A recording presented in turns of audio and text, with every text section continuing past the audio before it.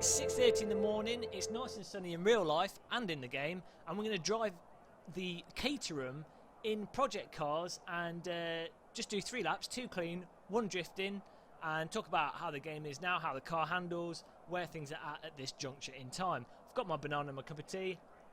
Let's go. The details, absolutely stunning. The shadows, for some reason, look really nice in this, even though I've not got any AA because I'm running this on a bit of a potato. Not a complete potato, faster than the current generation of consoles, but not exactly a luxury potato, not a Marks and Spencer's potato. But my computer having to be run on low settings, no AA, just to make sure it runs smooth whilst recording.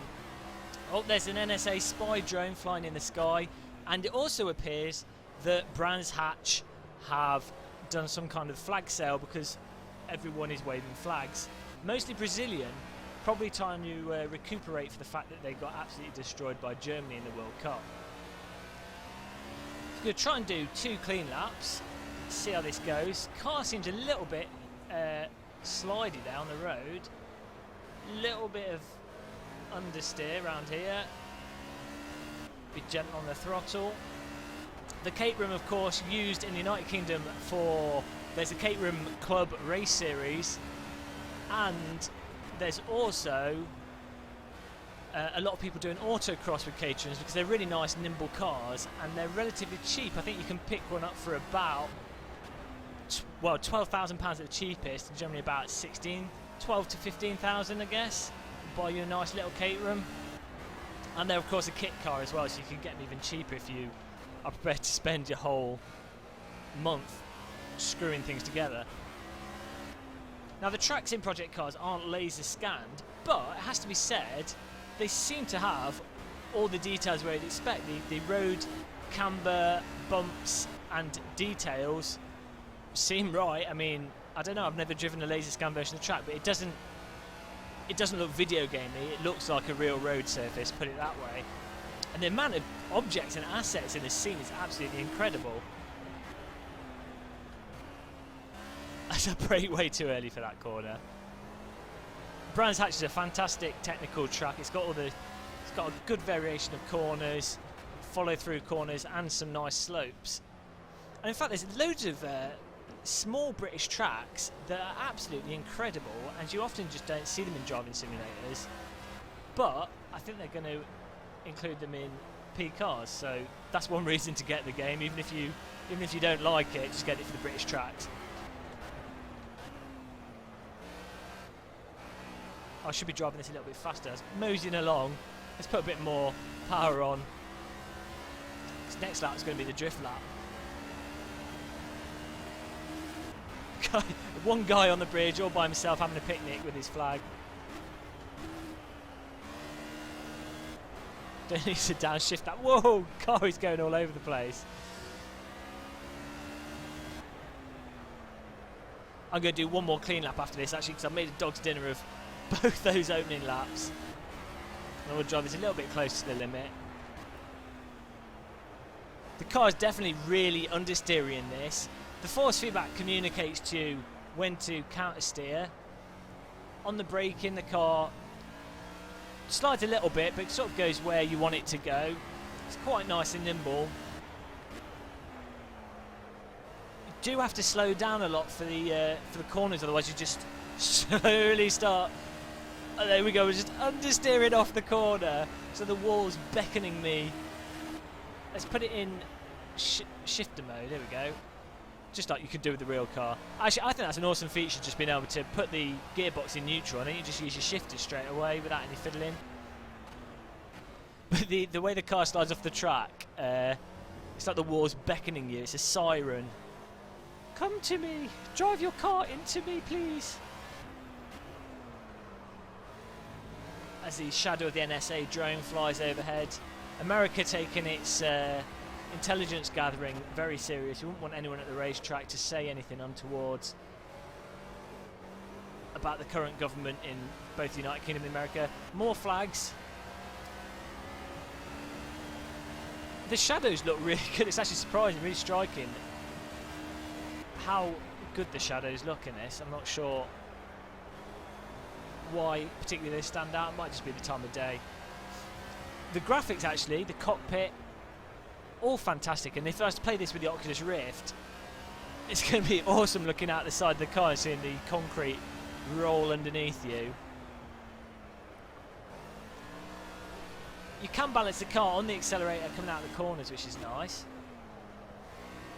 We'll see how much you can get away with next lap. I'm just going to finish this one of driving vaguely clean. None of these laps have been record laps, but hopefully give you an idea of what the car handles like to some extent. But we're going to do some drifting now as I go past the start-finish line. I'm genuinely surprised at how many assets are on screen and how smooth this runs. They've done an amazing job with the engine in this. The car doing some weird understeering there. It's such an incredible hill to drive a car down though. Drifting a little bit. Oh, you can kind of feel the bite point.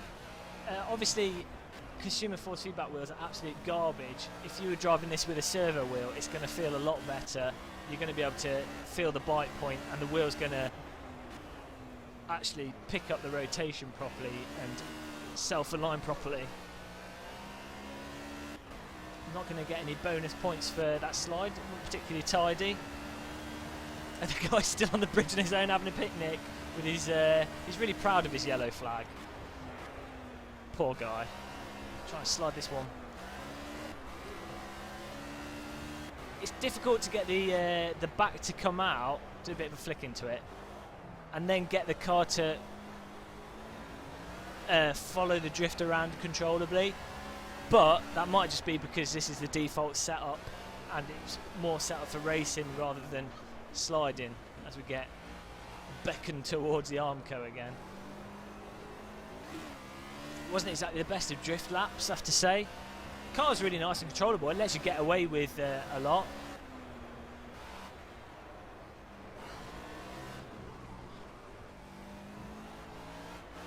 Let's do some donuts on the start-finish line to finish things off.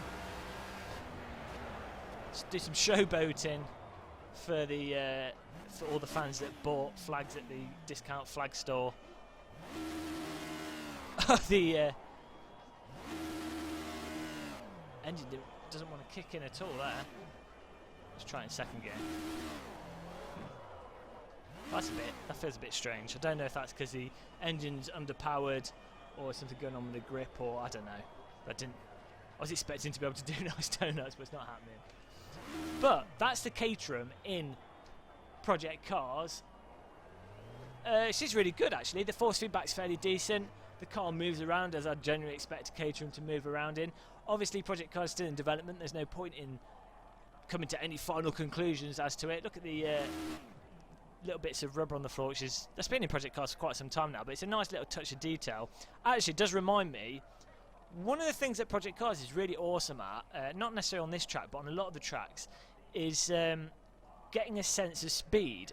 Because they've put lots of details in terms of the little bits of graining that comes off the tyres on the road surface, but the actual road texture and the way it picks up the light in the game makes the texture look very detailed. So as you pick up speed, you can see the texture coming towards you, right next to you, like underneath the car, right in front of the car, and it makes it a lot easier to gauge your speed, and it's something that's often lacking from a lot of driving simulators. So just reminded me that sense of speed is pretty decent in Project Cars. But this car, what can I say, it seems to drive generally like a Caterham. I think the force feedback could be a lot better, and I think the grip, it's a little bit slippy. The cars to me still feel as if they're driving somewhat in the wet. I don't know if that's because you have to drive it for a lot longer before it gets more grippy, or maybe this car is that slip in real life. But the Aero Atom and some of the other cars that are supposedly more complete also seem a little bit slippy to me. But Project Cars still in development. Keep your eyes peeled for more videos. Hope you enjoyed this one. Subscribe and like, and probably complain if you're a Project Cars fanboy, because the Project Cars Mafia like to just go mental and smashing people's kneecaps. Fantastic. Get in Project Cars, do some driving, and thanks for watching this. I'm going to have my tea now.